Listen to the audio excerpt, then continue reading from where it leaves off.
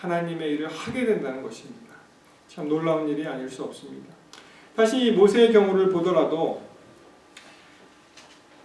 3장 맨 처음에 보시면 모세가 이제 그 장인 미디안 제사장 이드로의 약물을 치는 그런 장면이 나오고 산, 호렙산, 호렙에 이르게 그렇게 인도하십니다. 2절에 여호와의 사자가 떨기나무 불꽃 가운데서 그에게 나타났으니라. 그가 보니 떨기나무에 불이 붙었으나 사라지지 아니하는지라. 여러분, 모세가 만난 어떤 나무가 있었는데요, 불이 붙었는데 나무가 타지 않는 것입니다.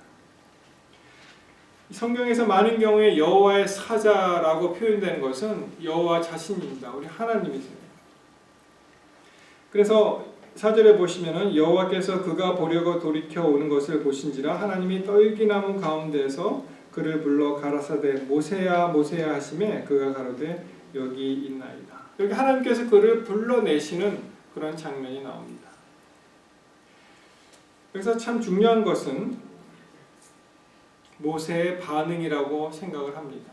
하나님께서 우리를 부르실 때 우리는 내가 여기 있나이다 라고 반응을 해야 되는 거예요. 하나님께서 우리를 만드시고 우리보다 우리를 더 잘하시는 분께서 우리를 초청하실 때 우리는 좌우 전후를 살펴볼 그럴 여지 없이 그저 하나님께서 부르시면 나아가는 그런 마음이 필요하다는 것입니다.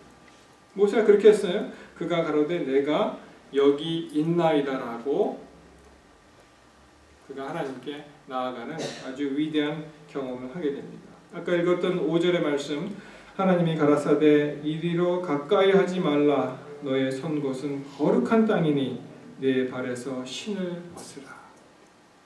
오늘 말씀 제목입니다. 내 발에서 신을 벗어라. 여러분, 여기서 거룩한 땅이라고 말씀하셨죠. 그리고 내 발에서 신을 벗으라고 말씀하셨습니다. 무엇이 거룩한 땅을 거룩하게 만들까요? 생각해 보셨습니까? 원래 그 땅이 거룩한 땅이기 때문에 거룩한 땅이라고 말씀하셨을까요? 여러분, 하나님이 계신 곳이면 그것이 어디가 되든지 그곳이 바로 거룩한 땅입니다. 모세가 이 떨기나무, 불타지 않는 떨기나무의 그 불꽃 가운데서 하나님을 만났는데 그것이 거룩한 땅이 된 것은 떨기나무가 불타지 않았기 때문에 거룩한 땅이 아니고 그 원래 그 자체가 거룩한 땅이 아니라 그곳이 바로 하나님이 계신 곳이기 때문에, 그렇기 때문에 그 땅이 바로 거룩한 땅이 되는 것입니다. 근데요, 이렇게 말씀하시죠. 너의 선 곳은 거룩한 땅이니, 그 다음에 뭐라고요? 내 발에서 신을 벗으라. 여러분, 왜 신을 벗으라고 했을까요? 거룩한 땅이기 때문에. 이번에 그 로마에 가니까 저희가 뭐 로마 시내 전체가, 갔다 오시면 아시겠지만 로마 시내 전체가 유적지잖아요. 참 한 2000년 넘은 그런 건물들이 아직까지 이렇게 서 있는 것을 보고 참 놀랐는데, 그 중에 한 그 말하자면 성전에 들어가게 되었습니다. 예배의 장소죠. 예배의 장소. 근데 이렇게 보니까 형식이 이 가운데 이 기둥이 없어요. 기둥이 없고 양쪽으로 이 가장자리 쪽으로 기둥이 좀 놓여 있고 이게 돔 형식으로 되어 있습니다. 여러분 석굴암 기억하시죠? 석굴암 이렇게 돔 형식으로 되어 있잖아요. 그래서 서로 그것을 그 아주 절묘하게 이렇게 힘의 균형을 이루어 갖고 기둥 없이 이렇게 서 있는 그런 건축물이었는데, 그 안에서 참 우연이라고 치고는 너무 그렇고, 하여튼 그 안에서 콘서트가 있다는 거예요. 콘서트가. 그래서 무슨 콘서트인가 한번 들어봐야겠다 했는데 알고 봤더니 그 안에서 말하자면 음악으로 전도하는 프로그램이었습니다. 그래서 참 멋있는 음악을 불러주면서, 그 건물이 멋있으니까 음악까지 다 이렇게 멋있게 이렇게 들리더라고요. 그리고 이 울림도 참 좋고 그 앞에서 이렇게 듣게 되었는데, 그 건물이 아무리 아름답고 멋있고 정교하게 만들어졌더라도 그곳에 하나님의 영이 안 계시면 그것은 성전이 아닙니다. 아무리 허름한 초가집이요 정말 오두막집이라도 그 안에 하나님의 성령이 함께 계시면 그것은 거룩한 땅이요 그것은 거룩한 성전이 되는 것입니다. 모세가 이제 그런 경험을 했습니다. 광야에서 하나님을 만나서 거룩한 그러한 경험을 하게 되었는데 왜 신을 벗으라고 했을까요? 제가 전에 한번 말씀드린 적이 있는데요. 여러분 그 최춘선 할아버지 그 기억하시죠? 그 김우현 감독이 만든 그 다큐멘터리입니다. 유튜브 같은 데 가면 다 나와 있는데 거기에 그 심령이 가난한 자 복이 있나니 시리즈로 첫 번째 그 최춘선 할아버지에 대한 이야기가 있어요. 근데 그 할아버지에 관한 이야기를 이렇게 보면은 좀 보통 사람은 아니죠.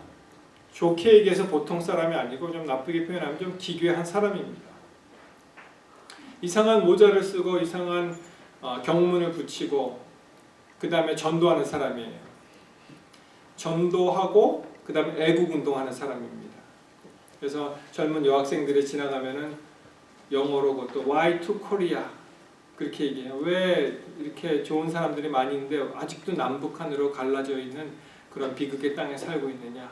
그리고 당신은 유관순이다, 당신은 안중근이다, 막 이렇게 얘기를 하는 사람이에요. 그래서 이 다큐멘터리 그 작가가 그분을 쭉 찍으면서 그걸 기록에 남겼습니다.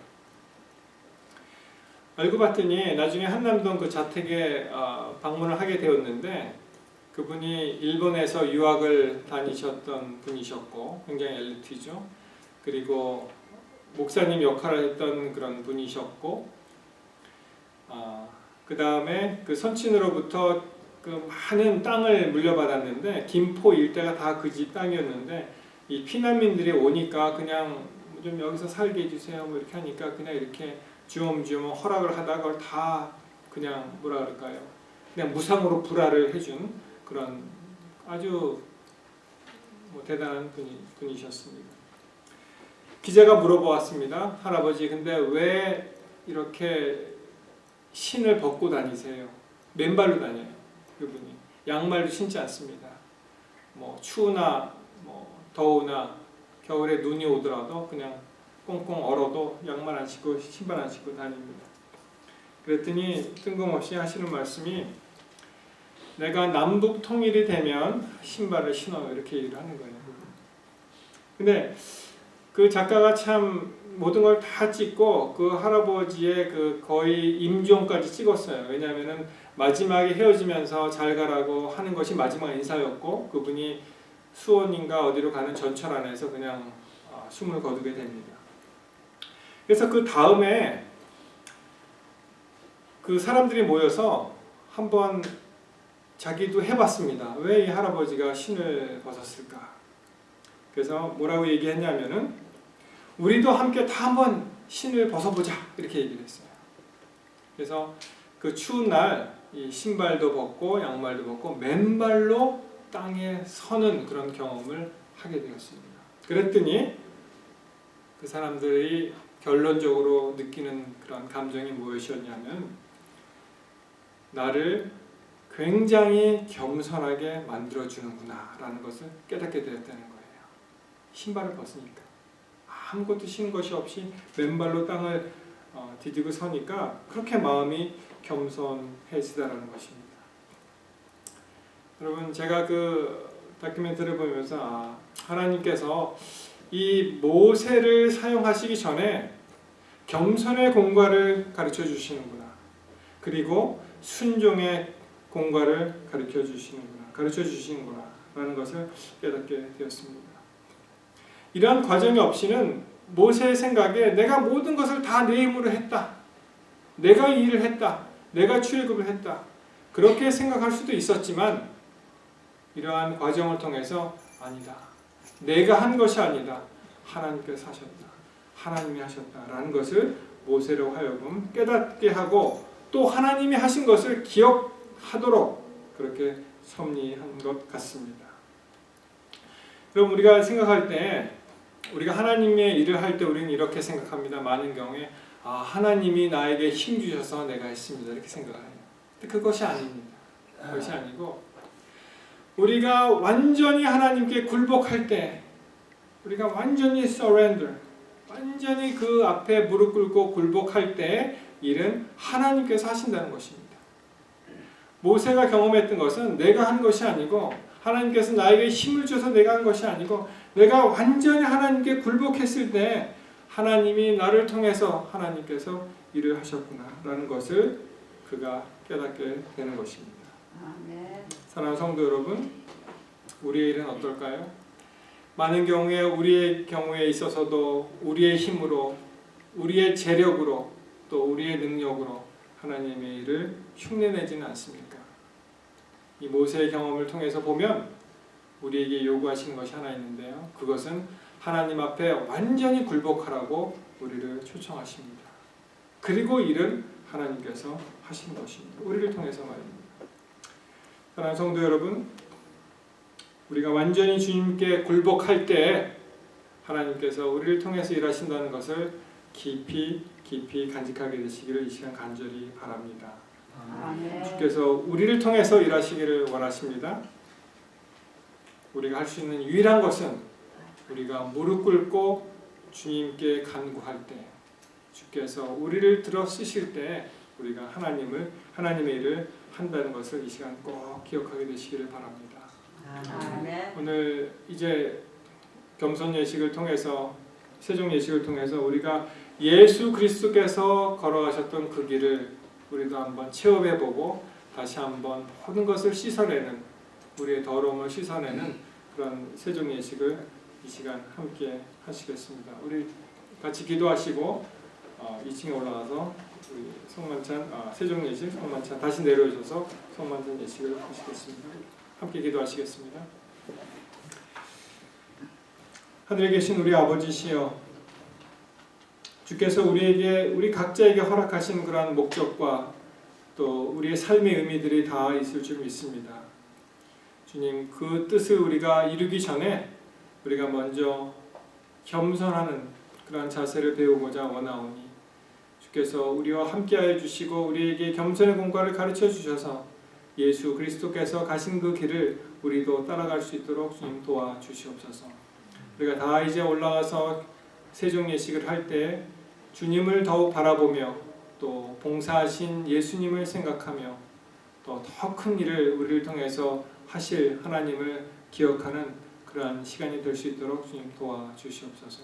서로가 서로의 발을 씻기며 겸손의 공과를 배울 때 우리의 모든 더러움도 함께 씻어주시고 우리의 모든 원한, 우리의 모든 불만, 우리의 모든 시기심, 우리의 모든 질투, 우리의 모든 더러움이 다 깨끗해내는 그런 아름다운 시간 될 수 있도록 주님 도와주시옵고 또 이것을 통해서 주님 영광 받아 주시옵소서.